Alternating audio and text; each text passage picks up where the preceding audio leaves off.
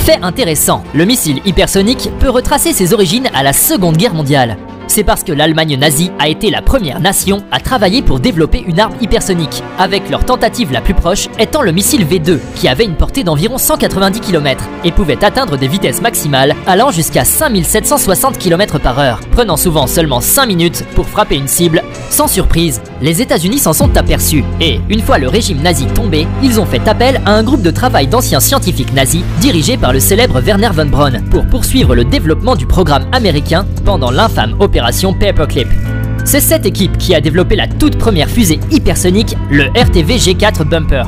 Le développement de la fusée a commencé en juillet 1946, mais ce n'était pas une arme, mais plutôt une fusée sonde, ce qui signifie que son but était de recueillir des données plutôt que d'attaquer des cibles ennemies. Utilisant des éléments de la V2 susmentionnée, qui a été possible grâce aux scientifiques de la fusée nazie travaillant sur le projet, et le WAC Corporal, qui était la première fusée sonde de l'Amérique, le RTV G4 Bumper a été lancé avec succès en février 1949 à White Sands, au Nouveau-Mexique, où il a atteint des vitesses d'environ 8290 km/h, soit environ Mach 6,7.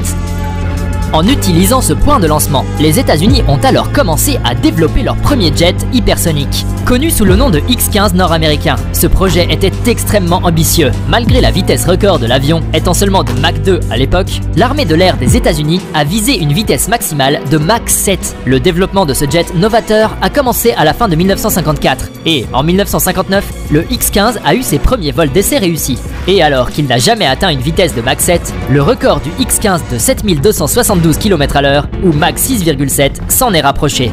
Ce développement a ensuite conduit à la création de la NASA X-43, qui se démarque en raison de sa vitesse sans pilote.